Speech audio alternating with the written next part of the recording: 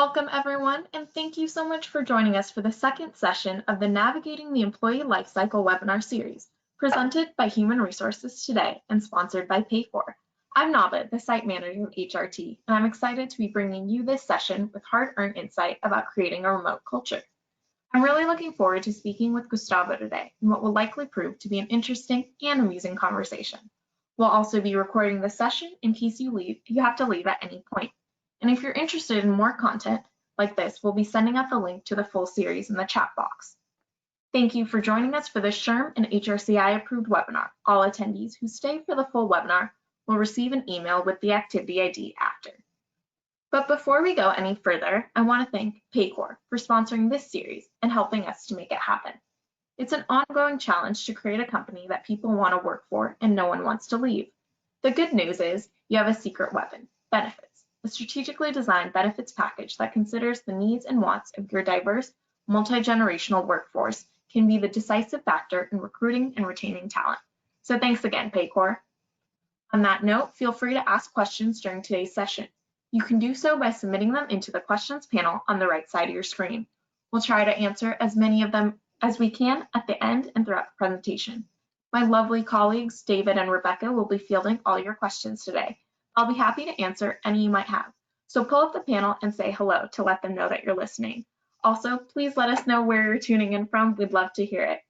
And if you have any audio issues during today's presentation, you may choose to dial in by phone. You can do so by selecting the More button in the upper right portion of your screen, and then select the Switch to Phone option. So today, the reason we're all here is I'm talking to Gustavo Razzetti, who's a sought-after speaker and culture change facilitator. He's the founder and CEO of LIberationist, a change consultancy that future-proofs your workplace culture. He's also the creator of the Culture Design Canvas, the strategic tool for designing positive workplace cultures, and the author of Stretch for Change, a 2017 Soundview Best Business book, in addition to 2 more books, all of which are available on Amazon. We'll be sending out the link in the chat if you're interested in those. But on that note, take it away, Gustavo. Okay, Nava, thank you and welcome everybody. I hope you're ready for a lot of content and insights. I'm very excited to be here and I'm very grateful to Nava and Paycor for inviting me to be part of this webinar series. So as we said, this is the Create Your Own Remote Culture. So hopefully everyone's in the right webinar. And we're looking forward to this activity. I'm based in Chicago, so that's where I'm speaking from, and everyone's remote in today's world. So I hope you're enjoying the experience. As Nava mentioned, I'm Gustavo Razzetti, the CEO and founder of LIberationist. We're a change leadership consultant that basically help teams and organizations create fearless cultures. So it's about addressing the emotions and all the things that get in the way and liberating people from those hurdles and obstacles so that we can get the best out of them. We talk about the books. We have a picture there of my books, but most importantly, I'm providing a lot of free content every week. I'm posting articles, have a newsletter with a lot of content of the topics we're going to be discussing today. So if you're interested, you can go to liberationist.org/subscribe, and you can subscribe for free to this newsletter, and you're going to get a lot of tools and articles and insights, and many of the things I'm going to be mentioning during this presentation. So thank you once again for being here. We have an hour and we're going to have a lot of time to answer your questions. What I'm going to be addressing today are 3 things. First, we're going to talk about the impact, how this crisis or this unexpected invisible virus has really accelerated remote work, and what does that mean for your team and your company. We're going to talk about best practices. And these best practices come out of Google, and they're the 7 secrets of successful remote teams. They were relevant before this situation. They're even more interesting and important nowadays. Last but not least, I'm going to talk about culture. I'm going to introduce the remote culture canvas and walk you through the tool and how you can use it to design a remote culture so we make sure that we can thrive as a team despite of technology and distance. And as I mentioned, we're going to have a lot of time at the end to answer any questions you may have. So talking about the acceleration of remote work, There are two things that we need to take into consideration. As you can see on the left side of the screen, there's one thing that's remote work as usual, or as what's happening. Now we know that more and more people were adopting this. Many times it was a few people within a team that were adopting it. It's what we call normal remote work. It was a choice. So individuals, teams, or companies decided that they want to do it. It was proactive in terms of an adoption that was planned and prepared for, and it created some progressive learning so people can roll it out. It was really hard. But when we go to the right side of the screen, we know that the abnormal remote work, it's even harder and even more stressful. Not only because it was forced and everyone has to do it, but because most companies weren't necessarily ready. It's fun to, yesterday I was reading an article on CNBC that even the CEO from HP, Hewlett Packard, was saying, oh, now we're using Zoom more frequently, we can interact with people that were remotely. It was funny that there were a lot of tools that everyone's using nowadays, but no one was using them as they should or as frequently as they could in the past. So this abnormal remote work has created an accelerated learning, and we need to deal with that stress, because everyone's doing, and there's a lot of resistance when it comes to that. So we know that working remotely is not easy in normal conditions, but it's even harder in this tough environment. There's a lot of recent research from CNBC, from Workforce Surveys, SurveyMonkey, from the Society of Human Resources, that basically say that these are some of the key facts, that it's not easy. We have that 2 out of 3 employees are struggling with maintaining morale, the morale of themselves, their personal morale, but also that of the team. 1 out of 3 companies say that the culture has really, really suffered. I mean, it's not that they're not doing okay, but actually that the worst of the behaviors that the culture used to have are now being magnified by this situation. We know, and this in normal conditions is also a thing that we observe working with different clients, is that people are really happy and working from home. But in today's condition, we see that 54% of them understand and realize that their job has become more difficult. So trying to connect different time zones, bosses that are more controlling, having more meetings, the company systems or policies are not necessarily ready to embrace all the technology and all the tools and processes that we need to thrive working remotely. So in that sense, one of the trends we observe is that technology and distance amplify behaviors, and they amplify the good things and they amplify the bad things. So as I tell my clients, technology is not going to solve your cultural problems. So if you have issues, remote is going to make those issues even worse. So we're seeing that, for example, in organizations where bosses are really controlling, that they don't trust their teams, this situation is getting them even more anxious. So some people are used to seeing their co-workers, their colleagues there right next to them, and they feel like they are in control.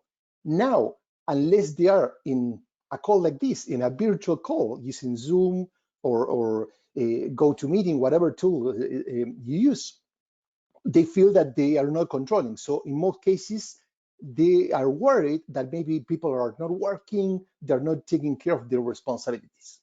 We know that communication and collaboration are suffering because we don't have those random encounters to kind of build our bondings and interact with each other. Technology makes things easier, and I'm going to talk about that, like body language that is missing. Some people are struggling because they are not prepared. So maybe their connection at home is not that good, so they miss a lot of stuff. And last but not least, we know that many teams have lost their rhythm and productivity.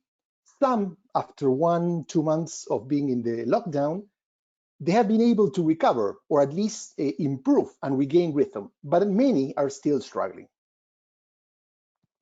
So as you can see in this curve, there are 2 issues that affect, of course, the productivity and then the time.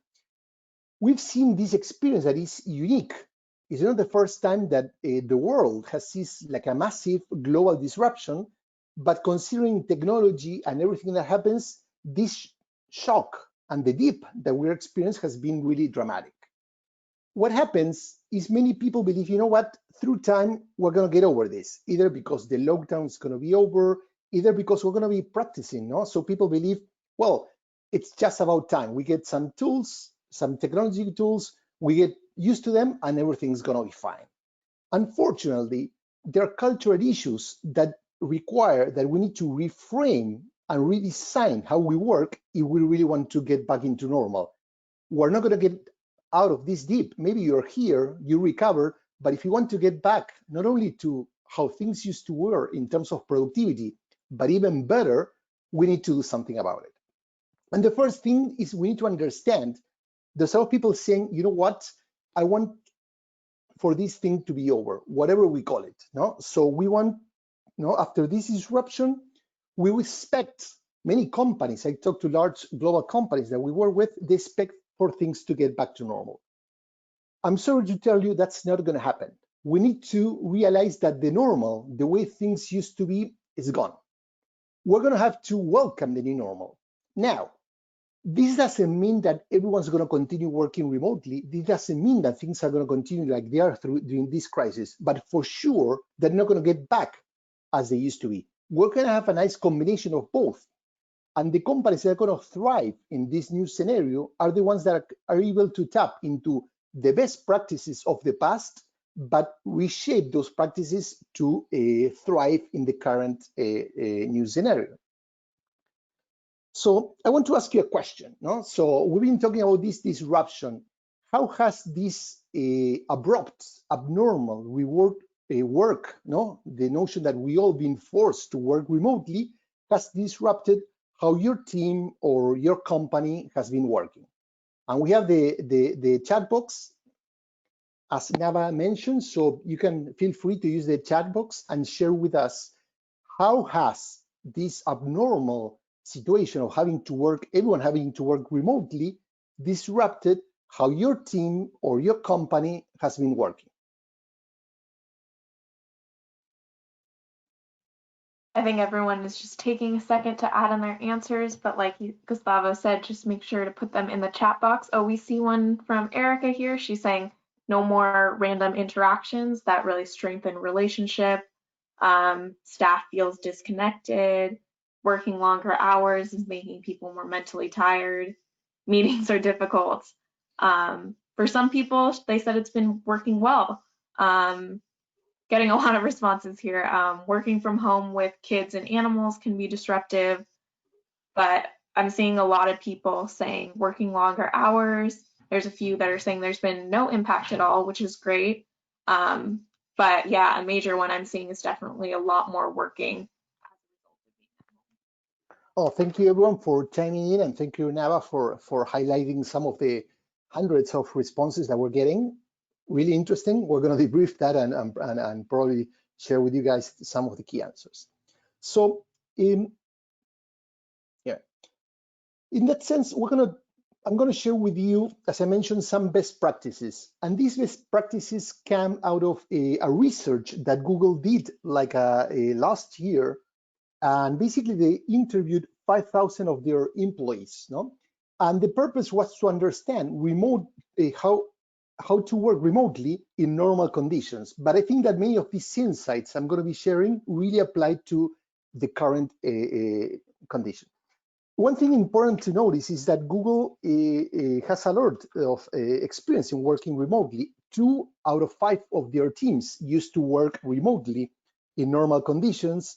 30%, so 1/3 almost of all the meetings that Googlers have involve at least 2 or more time zones. So they're used to struggling with that. That's why they embarked in this very extensive research with 5,000 employees to understand what are the secrets of successful remote teams.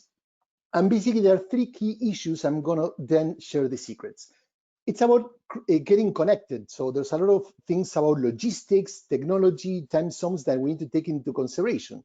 There's things about being connected. It's the emotional part, that how we ensure that we're supporting each other, how we work. And last but not least, it's about the emotional side of the teams, no? trust issues, collaboration issues, and how we get to know our team members to make sure that we can have as strong relationships as if we were in a physical environment.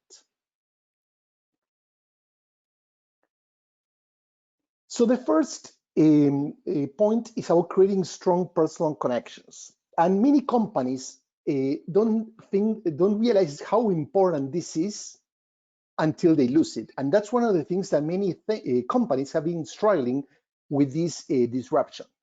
Because as you mentioned during some of the feedback on the chat, we were used to those interactions, like random encounters where people were talking in the water cooler or having lunch together, or maybe a coffee, or chatting before or after a meeting.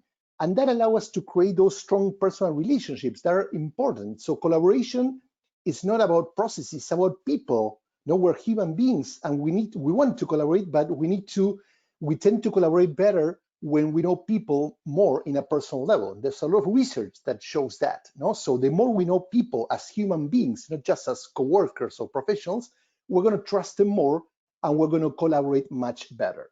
So how can we create this? So one of the things that Google recommends is that before jumping into the agenda of a meeting when you're working remotely, allow for some time for chit chat, and make sure you facilitate. It's not just, hey guys, what's up?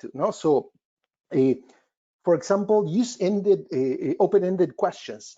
There's one thing that if you want to change this, and instead of asking how you guys are feeling, how you're coping with the remote work or whatever, some people ask people to share their pets. Some mentioned working with pets and kids. Well, maybe you can start the meeting by, oh, this is my son or my daughter, or this is my dog, and creating a little bit of bonding.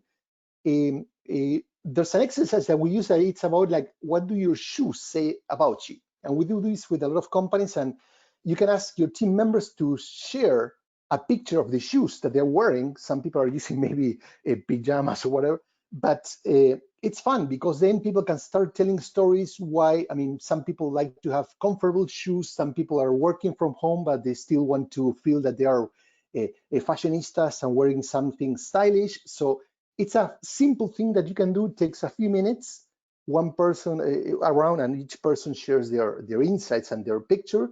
And it's a nice way to start building those strong personal connections.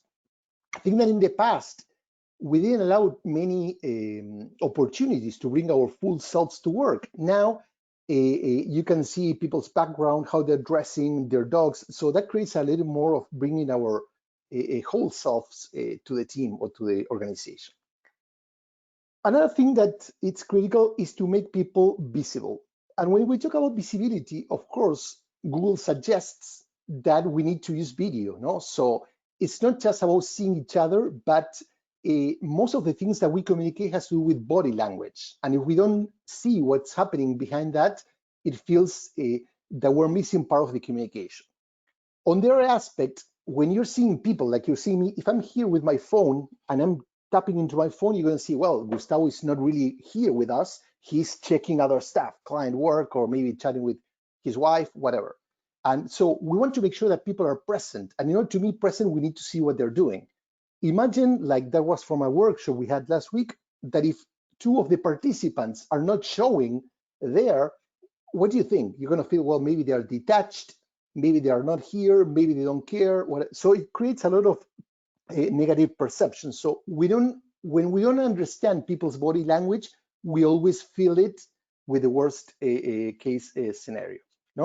And then I'm going to address that doesn't mean that everything that we do has to be with video, but when we're having like large groups, when we're having an interesting meeting, when we have to connect, it's important to keep the visual, to take care of the visual, not just the camera, but also the body language, which is so important. In that same direction, in order to create alignment, we need to have clear norms. So the teams that have been working remotely for many months or years, they really agreed on, okay, what's cool about working remotely or what's not? Are we going to work the same hours? And this is a tension. If you're, like many people said before, if you're homeschooling kids or you have pets to take care of whatever, it's hard to follow the usual 9 to 5 schedule. So Are we going to give people more flexibility? When it's okay to hold a meeting, are we going to have blocks? Is it okay to continue working endlessly because I can send you a Zoom invite and you're going to be home? Like many bosses, I feel that for many people, I know that their bosses keep calling them or emailing, and they expect people to answer everything immediately. So we're going to talk about good and bad practices, but most importantly, you need to clarify what's expected from the team, and not just, if you're a manager, it's not just your task to define it on your own, but I think it's critical to get feedback from everyone and define where are the clear norms, when it's okay to work, what flexibility, when are we going to meet, where are the code of conducts when it comes to answering emails or other stuff.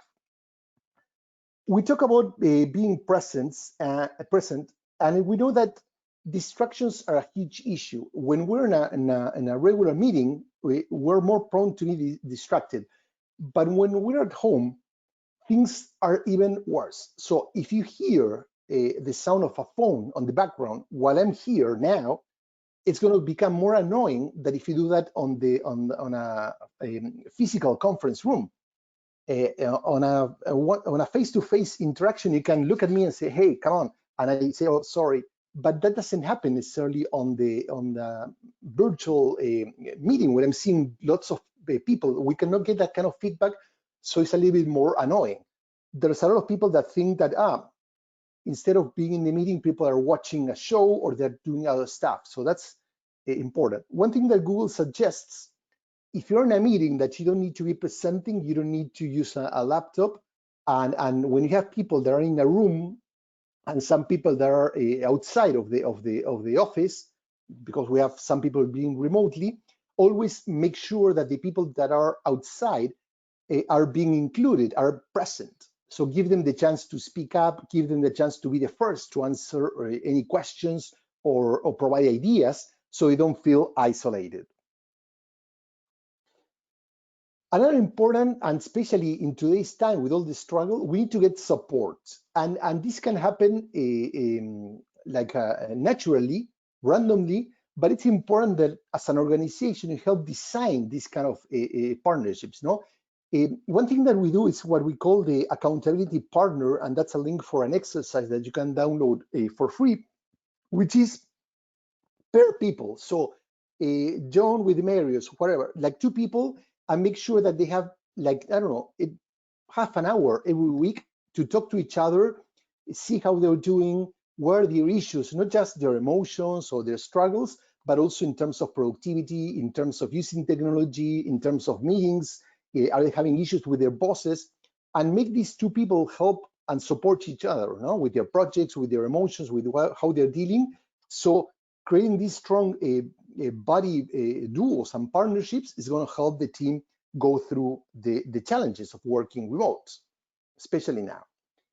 This is a very interesting thing because it happens to me a lot. I mean, we do a lot of workshops and sessions with clients across the world. And the other day, for example, we're doing something with an European-based company, and we need to adapt our time zones to the client time zone. So that means for me, like working at 3 a.m. my time. It's not fun, but we need to be flexible. One thing that happens is usually the project manager, the one who's leading a project, or the boss, the most senior executive, tend to send meeting invites considering their time zone. So maybe if you're in the US, the people that are in New Zealand or Australia, or maybe in Italy, they have to wake up very early or stay too late to join a meeting. So one thing that Google research uncovered is we need to be flexible. So rotate. So if you have let's say a status meeting or a strategy session every month or every week, make sure that every time you schedule that meeting, you change the time zone. So everyone's get their fair share of lack of sleep, and it's kind of even for everyone. Last but not least, the seventh insight is it's important to create in-person experiences. I know that now in most countries we're still in lockdown and little by little getting back to get out of our houses. In some cases, there are companies like Twitter and others that can tell people, you know what, you can stay at home forever. But as soon as people get back to normal, get back to the new normal, and they're starting to get little by little to the office, it's important that many people might choose to continue working remotely forever, if that's allowed. So what Google suggests is that at least once or twice a year, create an event like a Friday casual, whatever, that people can go to the office, even if it's just to, I don't know, have a beer, a coffee, whatever, and have that bonding, because we're human beings, and working remotely is really effective, but we need to also have physical time, face-to-face time, to build those relationships. So we covered the impact. I talked about insights and best practice, those 7 key insights for remote work teams. Now we're going to talk about how can we design a culture that's prepared and ready and remote ready. So this is the tool that's called the Remote Culture Canvas. I don't know if you're familiar. We created like a 2 years ago a tool that's called the Culture Design Canvas, that over 10,000 companies and professionals are using it around the world to design their organizational culture. We did this version when the crisis started. It's a simplified version of the canvas, and it focuses on how to design a remote culture to make sure that people can, as I mentioned, not just, we need to use X and Y tool, but we're more mindful about all the different elements that affect how we work remotely as a team. The first, before I jump into the different blocks of that canvas, and sorry, I'm going to go back for a second. One thing that's important is the core of the canvas at the center defines what's the purpose of the teams, our priorities and tools that we're going to be using. The right side, it covers the emotional culture, the emotional aspects of the culture, and the left side focuses on the more functional, rational sides of the remote culture. So, equalization of people. Look at that. How many of you have been meeting? I guess plenty of you have been in these meetings, with virtual meetings with hundreds of people or maybe tens of people, and we all become like a little square or rectangle. We all become like the same. And this is affecting companies in many ways. On one hand, I work a lot with the senior executives, and many CEOs are struggling because they're used to be in this power position. They're used to, when people meet with the CEO, they come to their office, they're sitting there, so they own the place. They're comfortable in their space, and other people are like visitors. In today's world, with this technology, we are all reduced to having the same space. We're all more equal. So that's an interesting tension that we need to take into consideration. Also, some people are not as familiar with technology and the struggle. They feel intimidated with this. I mean, and sometimes it happens with senior people, but also it happens with more introverted people as well. So how can we manage this? The tension we call that we're all kind of equal because of this stuff, and how we manage in a way that everyone feels involved and okay in this new relationship. So it's not just the regular folks and employees that get affected, but also lots of senior executives are suffering a lot because of this, because of the loss of control, the loss of power. So getting into the canvas, when you work on this canvas usually we facilitate the session with a group of people. So it's not just one or two executives defining how the remote culture should be like, but basically tapping into the collective smarts. The first step is to reflect on your own team members' experience. So there are two things. First, there are some people that have worked remotely in other companies, so they have much more experience probably than your colleagues. So we need to ask them, okay, what are your insights, your learning? How can you help? The same happens in some organizations where we have some people that have worked remotely, while maybe the majority of the team work from the office. So these are two very interesting questions to ask and reflect on. Also, what has enabled effective remote work in the past, and what has hindered collaboration and productivity? Even if you don't have anyone with previous experience, I think it's a good thing that after 1 or 2 months, depending on which country you are of being in the lockdown, I think it's interesting to reflect. Because as I said, even if most people get back to the office, we're going to see that remote work is going to become more and more prominent. So we need to learn about the practices applied, not just what Google says or what Gustavo says, but what is working for each team. So these are two great questions that you can facilitate with your team to start building on those insights. Then I talk about priorities. When we talk about priorities, it's not just, yeah, we want to be more productive. It's what are we prioritizing that it's good over another good thing? That's why we use the even over formula. For example, some companies have defined that employee safety, it's even more important than productivity. So basically they're willing to, yeah, we're going to sacrifice 10% or 15% of productivity, but we don't want to put our employees at risks. That's an example. I'm not saying you should do it, but I actually recommend. But these are examples of when you fill the canvas and focus on priorities, what are the things? You know, for example, some people know that they cannot follow the same processes and mechanisms because working remotely it's more complicated. So they have chosen to prioritize trust even over process. That doesn't mean that they want to get rid of any process, but when push comes to shove, they say, you know what? It's more important that we trust people, and even if they break some of the rules, it's okay. We focus on the results. Also, because we're going through uncharted waters, some companies decide to say, you know what, experimentation, it's even more important than perfection.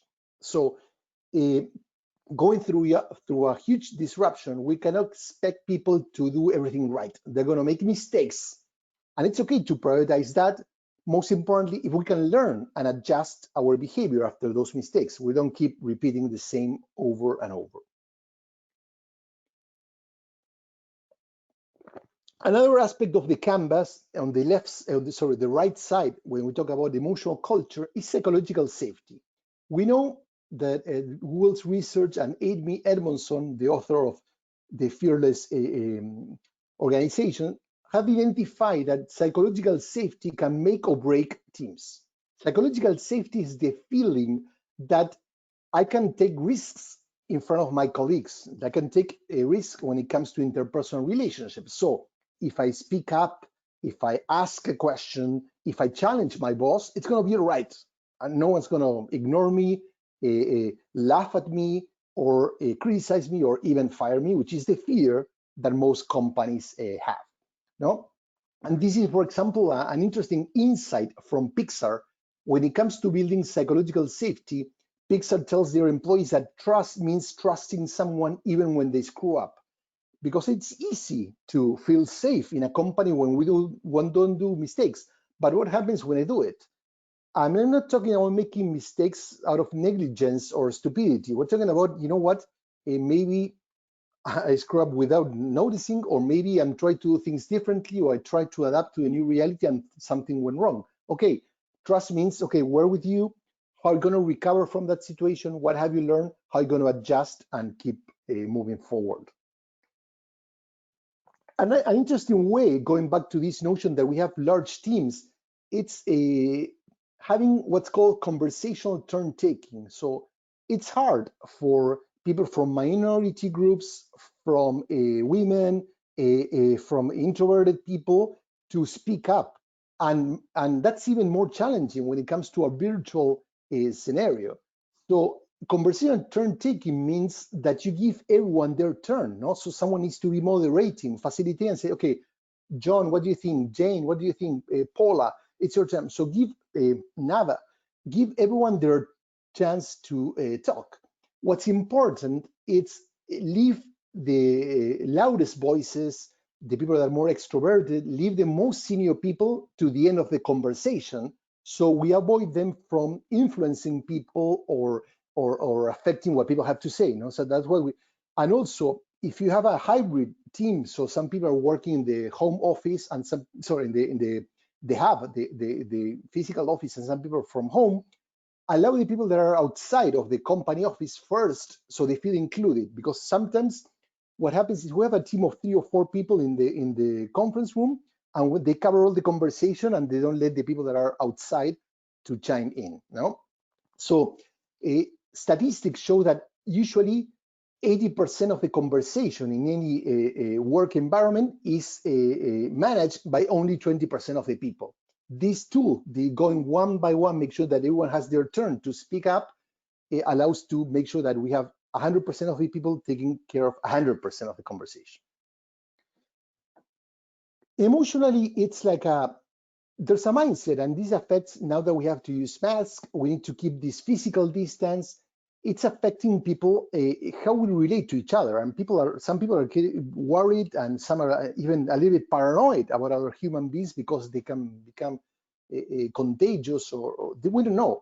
So we need to make sure that working virtually, keeping this physical distance through a camera like this, or when you're working in the office, but maybe your desk need to be like 6 or 7 feet away from your coworker, we need to make sure that that doesn't mean that we become distant with each other. So what can you do about it? Communicate, no? And when I talk about communicate, this is not about over communication. It's not quantity, but it's about quality, no? So how can we have meaningful conversations and asking the right questions to make sure that we have everyone on board? Don't assume. So there's a lot of issues when it comes to virtual communication. There's a lot of misunderstanding. So try to ask clarifying questions, no? So don't take things for granted. And it's important to ask more questions to make sure that you understand what people are trying to say, and don't assume that you know what they're trying to add to the conversation. Practicing active listening is really important. Taking notes, sharing notes with people, no? So we have a Zoom call, send the notes back to make sure that people understand what has been discussed and everyone's aligned, no? And also from time to time, we need to sense how are those relationships, and no, how's everyone doing. The same I shared before, before kicking off a meeting, have some space for people to ask questions. Another element of the emotional culture that's really, really important to bring people together are rituals. No? So rituals are like symbolic acts that enable a company or teams to transform behaviors. So in that picture, we have like a cutie. It's a Moringa food brand that when they were working in the office, they used to have this huge gong, and every time there was a small win, anyone in the company could bang the gong, and basically everyone gathered together and they could celebrate the good news. No? So using this tool in a physical environment, it's like a ritual. It has a clear call to action, and it meant something. It meant that, okay, we're getting together to talk about a good news. We want to celebrate, no? And that keeps building momentum. So rituals are really important to keep the culture alive, and they're even more important when it comes to a virtual reality. No? So we want to recreate those in-person experiences. You know? For example, here we have an example, what's called the huddle. No? Simon Sinek, not the author, but his company has a team of over 12 or 15 people, I don't know, 16 there on the screen. And these people, this team, they gather together once every week for an hour and a half. And they have what they call the huddle. The huddle is not it's a work meeting because they're a team, but basically they don't get together to talk about work. They get together to talk about themselves. So what's keeping you worried? What's keeping you awake at night? What are the issues? No? So what happens is all these people spend 1 hour and a half every week to build strong relationships. What's going on with you as a person? How can I help you? How can I support you? This has shown to be very effective to keep those relationships alive and to make sure that the team thrives on regular work occasions, because they spend this time to build those relationships. So back to you. Think about, have you been using any kind of team ritual during this 1 2 month period to keep that culture alive? Do you mind sharing using the chat box? And what are the team rituals that you're using to keep the culture and everyone connected through this virtual remote work environment?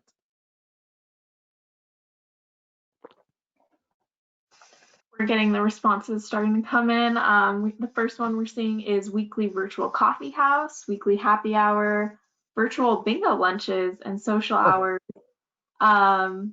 One team does a daily coffee talk. A team lunch for new hires using Uber Eats gift cards.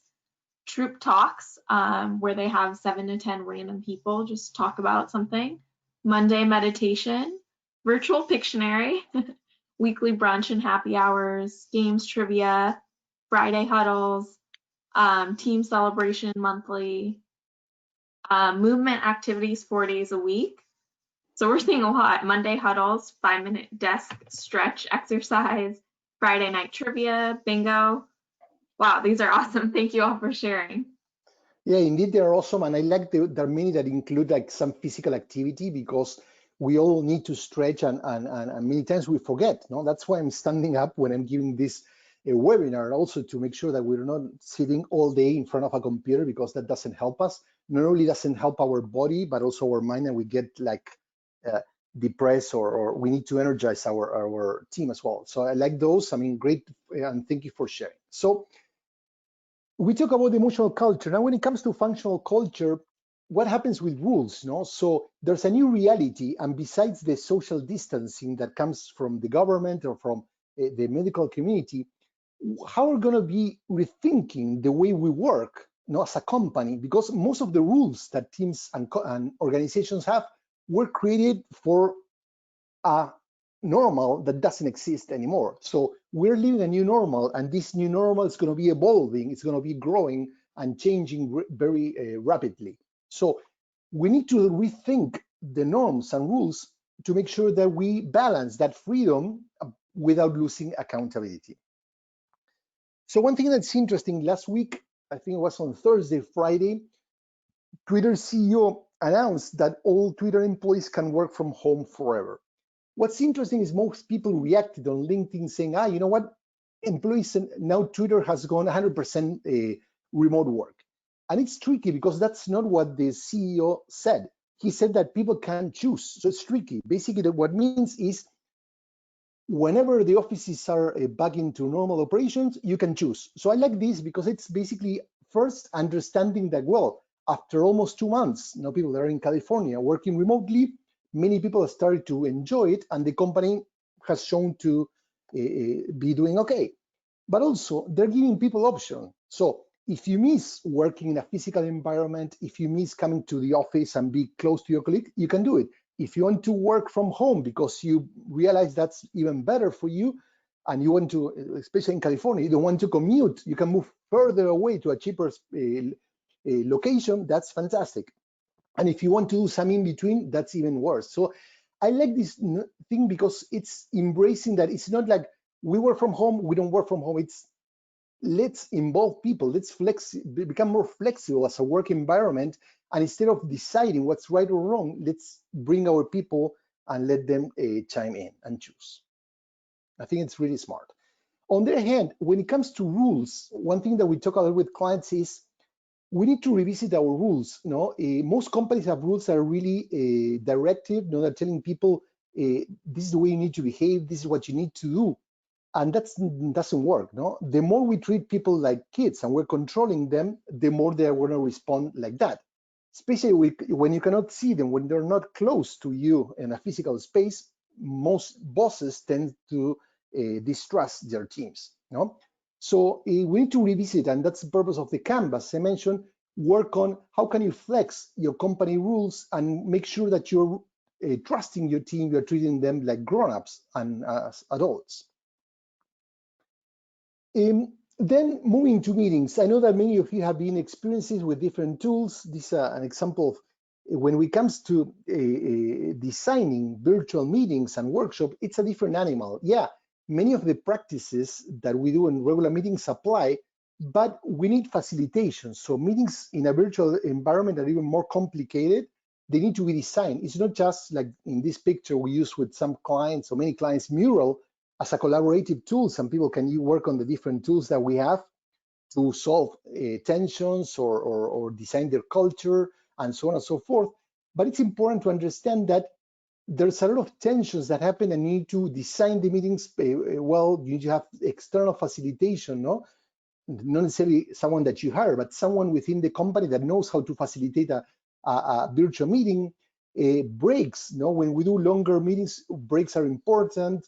How you make certain physical or mindfulness exercises within those, as some of you mentioned, to make sure that we keep the team engaged and are part of the conversation, no? So this starts with, for example, with etiquette. Etiquette basically is aligning on how we want people to work, no? So for example, any meeting should start and end on time.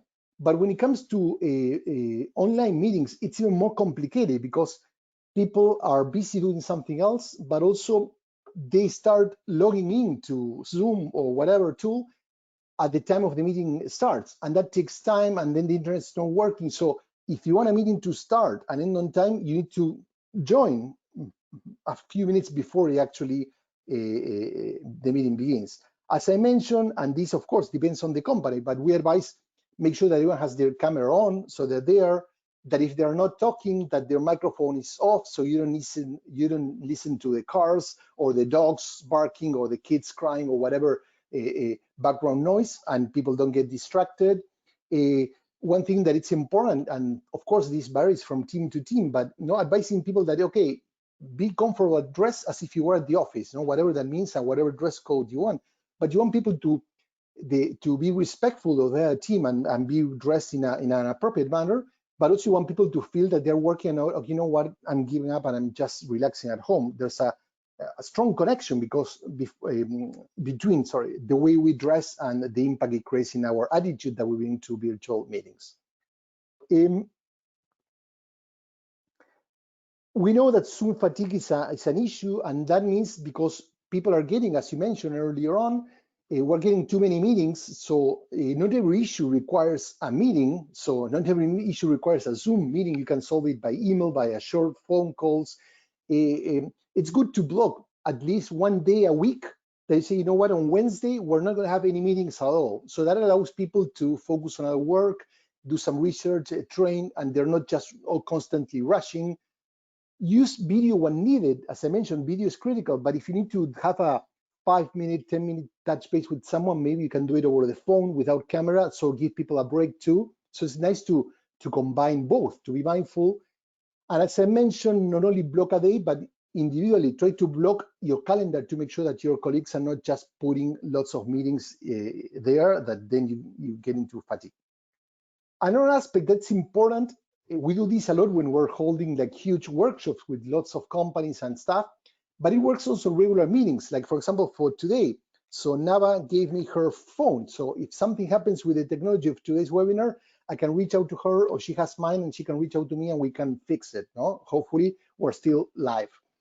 I advise people like to have a co-host, so if the person hosting the meeting loses the connection, the meeting doesn't drop off, the meeting's still on, and the co-host can continue the conversation and facilitating the session.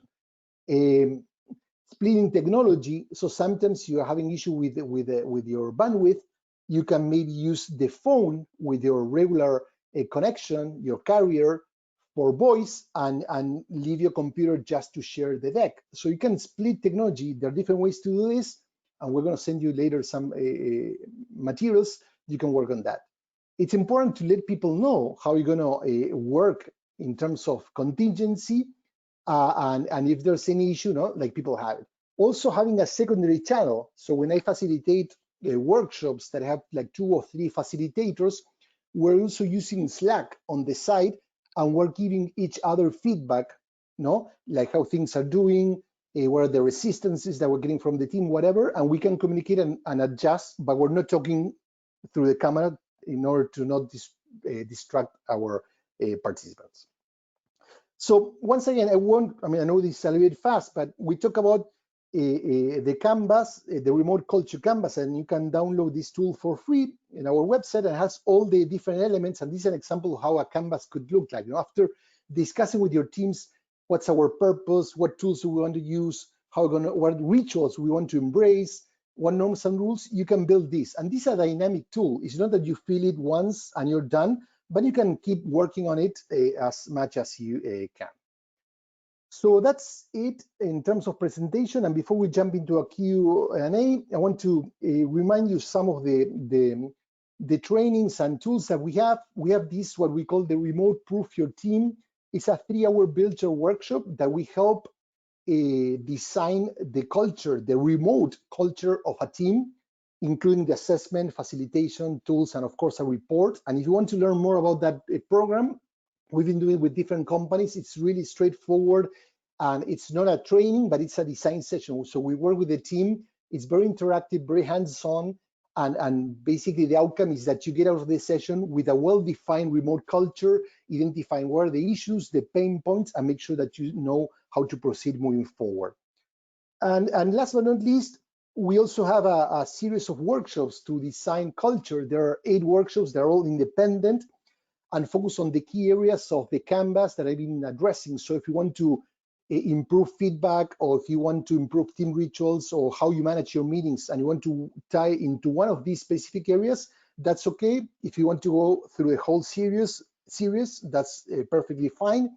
You can find more information and their packages if you want the whole series instead of just buying one workshop. There are 2.5-hour live workshops. It's in liberationist.org/fearless culture. So once again, I want to thank you for your participation, and those are the 2 offerings that we have that share with our that add if you want to dive deeper into what we were sharing today. And now it's time for Q&A. Those are my contact information if you want to reach out, and let me know what are your questions. And we have like a little bit over 10 minutes to take care of any questions or comments you may have. And now it's going to be sharing the questions with me. All right, well, first off, Gustavo, I just want to say thank you so much for a wonderful presentation. You really outlined every single aspect of remote culture and how it's changed since the pandemic has started and how it's going to change moving forward. So I really appreciate all your insights. And I also want to thank everyone for all their participation today. It's great seeing so many responses and having so many that it was hard to even filter through all of them. So thank you all. And I know some people were asking for the link to the remote cultural canvas, so we've sent that out in the chat box. And of course, you can also check out the links that Gustavo has provided here. And before we dive into the Q&A, I just want to say, please check out the next episode in this series. We'll be sending out a link in the chat box, and we'll also be sending out a feedback survey when you log off. So please help us make our webinars better and tell us what you thought. All right, let's dive into the Q&A. So the first question is from Beth, and she's asking, how do we encourage employees to show themselves during video meetings? I think that's a great question. There are 2 aspects. I mean, of course, I need to give more time, but we're short of time here. The first is, I think that managers or leaders need to be the first to lead by example, no? So role model it. So many times we're expecting our teams to be themselves, to show more of themselves, but then we don't do that. So you need to be the first to take that risk, to cross that line, and to encourage other people to do so. The other aspect is we talk about psychological safety, no? So some companies, they are not safe for people to bring themselves in front of others, and when it comes to remote, that's even harder. So we need to ask, what are the things, what are the fears that people have when it comes to not showing themselves, because people like to bring themselves to work, and how can we address those? Great answer. We had a similar question from Colleen, how do you involve the introverts? So I think you covered that there. So our next question is from Kristen, and it's referring to dressing up in the office or for the office. So she's saying, with many companies moving to an almost fully remote environment, do you still suggest dressing as if you were in the office? She says that they've relaxed some of their typical virtual meeting standards since this is the new norm, and they wouldn't expect someone to get dressed up when they're just going to be at home all day. Yeah, that's a great point, but I didn't say dress up, I said dress as you were in the office. So for example, General Motors changed their dressing code a few years ago. That used to be a huge manual, and they reduced it to 2 lines, which is dress appropriately.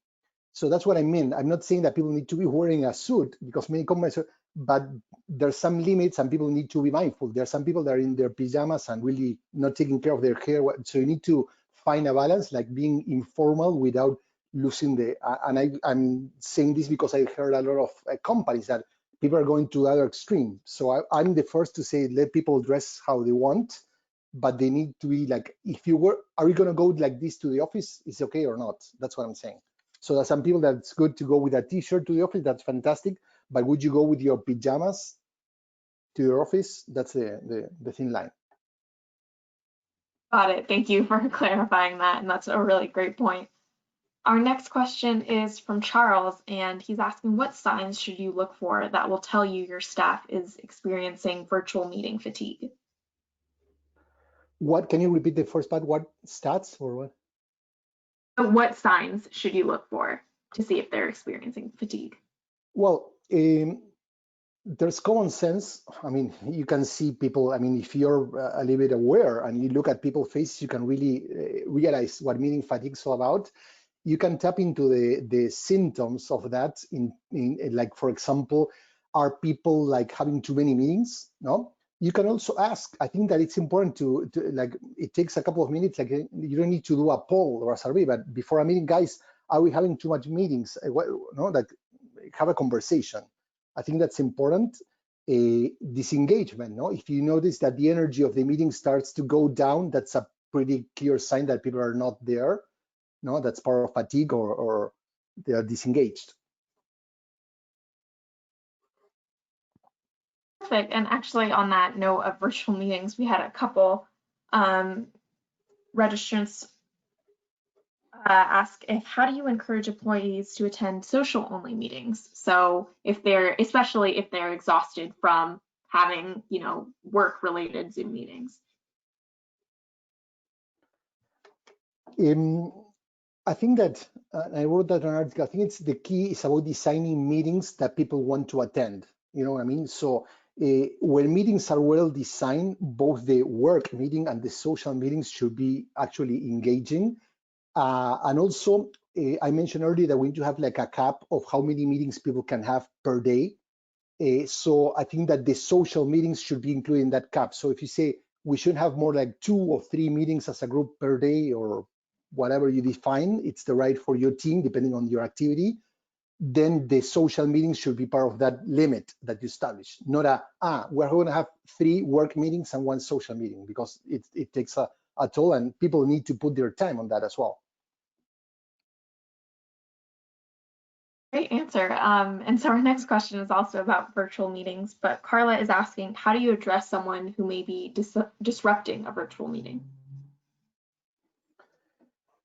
I think that's moderation, and it all depends on the company culture. I mean, when we as an external coach do that, we immediately address the person in a respectful but very straightforward way and say, hey, whatever your name is, I see David, or David, what's going on? What's happening? Do you have an issue? Is there something that's not working? Did we say something that is basically harming? How can we help you? We don't want to accusing the person and saying, hey, but basically it's about like, okay, is something not working with the meeting that's affecting you? What's going on? So we try to get back into that person.